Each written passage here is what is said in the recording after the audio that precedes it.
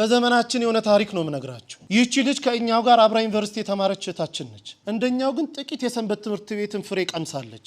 በጣም በትልቅ ውጤት ነው የተመረቀችው። ስራ እንደምታገኝ እርግጠኛ ስለነበረች እናት አባቷን ከገጠር ይዛ መጣች። እዚህ እነሱን ጥዬ መምጣት አልችልም አዲስ አበባ ኖራለሁ ብላ ከገጠር ይዛ መጣለች። ስራ ቢፈለግ የለም። 1 አመት ከ8 ወር ስራ ሲፈለግ አላገኘችም። ኋላ እፈልግሃለሁ ብላን እኔና አንድ ጓደኛዬን ስናወራ እንግዲህ 1 አመት ከ8 ወር ገመናዬን ደብቄ እናት አባቴን በቀንም 1 ቀን እየመገብኩ አኑሬያለሁ። የቤት ኪራይ መከራ ነው፣ ብዙ ነገር ጭንቅ ነው። እባካችሁ ጥቂት ገንዘብ አበድሩኝና ወደ አረብ ሀገር ተሰደዳለሁ አለች። ታይ ብንላት እምቢ አለች። ጥቂት ገንዘብ አዋጣንላት። ለሽልማት የተሰጣትን የአንገት ሐብል የእጇን ሁሉ ሸጣ ጉዞ ወደ አረብ ሀገር ትሄዳለች። 3 ወር እንኳን መስራት አልቻለችም። እግሮቿ ማበጥ ጀመሩ። ማበጥ ሲባል ዝም ብሎ ማበጥ አይደለም። በኢሞ ፎቶ ልካ ስናየው አንድ እግሯ በራሱ 3 ሰው ያነሳው መምጠቱ። ሆስፒታል ስትመላለስ ቆይታለች። ዶክተሩ የመጨረሻ ያለውን ሪዛልት ሲሰጥ ሰውነትሽን ካንሰር የሚባል በሽታ ተቆጣጥሮታል አላት። ከቻልሽ የእኛን እስልምና ተቀበይሽ አዳያጂ ከኛ ጋር ካልሆነ ግን ወደ ሀገርሽ ሂጂ። የማያምን ሰው በሀገራችን የመቀር ልማድ የለንም አሏት። እነሱ ተማምኖ ሞት አውጀውላታል። ዶክተሩ 2 ቀን ቀርቶሻል ብሏታል። እዚህ ደውላ እናትየው ጋር ስትነጋገር እናቴ ሆይ እኔ ባለውበት ቦታ አክሱምም እያለው እዛም ገጠር እያለን ሲጨንቀኝ ስታመም ጸበል ቦታ ነበር መሄድ። አሁን ግን ባለውበት ጸበል የለም። በአንቺ ማይፀን ውስጥ 9 ወር ከ6 ቀን ኖር ያለው ያንቺ ስጋ ማለት የኔ ስጋ ነው።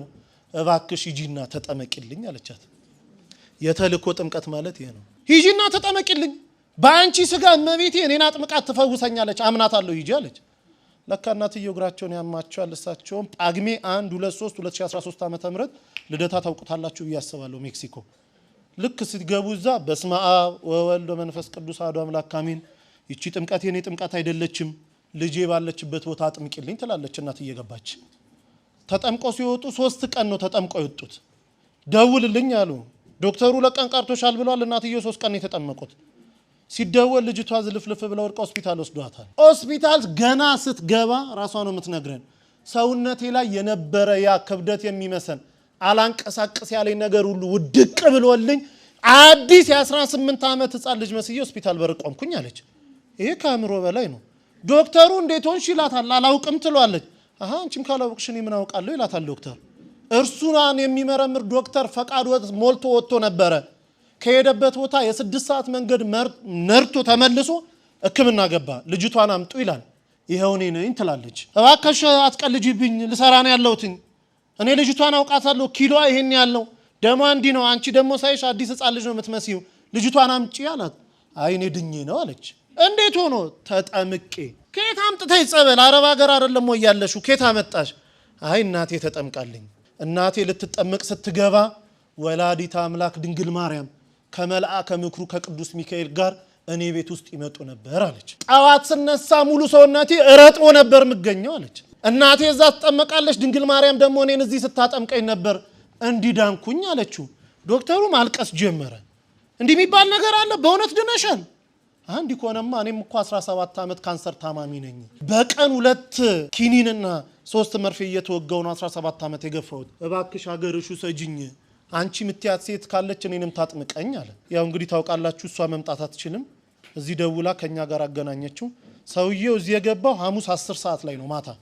አሁን ወስዳችሁ ካላጠመቃችሁኝ አለ። ብንለው ብንሰራው በፍጹም። በኋላ ተደውሎ በአረበኛ የሆነ ነገር አለችው። ተረጋጋ።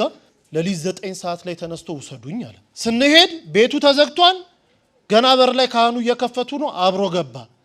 ንባባቱን ደሞ አጣኑን አንድ ላይ ተደርጎ ውስጥ ከሰማ በኋላ የመጀመሪያ ተጠማቂ ሆኖ ገባ። እንደገባ መጮን የጀመረው ሲወጣ ሆስፒታል ውሰዱኝ አለ። አረባክ እንደው ቢያንስ 1 ሱባኤ ሳምንት ተጠመቅ። በፍጹም። ከዛች ሴት ጋር ሳወራ እኔ ቤት ውስጥ ይሸተኝ የነበረው ሽታ አሁን እዚህ ቦታ ሸቶኛል። እሷ ስታወራ ሁሌ የሚመጣው ሽታ እኔ ጋር አለ። እባካችሁኝ ውሰዱኝ። ከውስጥ የጥቁር ነገር እየጮኸ ሲወጣ ይቻለው እንደ ጉም ደመና ወጥቶ ሲወጣ ይቻለው ውሰዱኝ አለ። ሆስፒታል ተወሰደ። ምርመራውን ጠበቀን። ሲመጣ ካንሰር የሚባል የለብህም ተባለ። አላምንም ኢትዮጵያውያንን አለ። ዶክተሮቻቸው እንዴት ናቸው? 17 ዓመት የተያዝኩትን እንዴት የለም ትሉኛላችሁ አለ። አይ ሀገር ሄጄ ይመረመራሉ። ሄዶ ሲመረመር የለብህም ተባለ። አሁን ግብጽ ቤተክርስቲያን እዛው ተጠምቆ ሚስቱም 3 ልጆቹን ተጠምቆ ያገለግላሉ።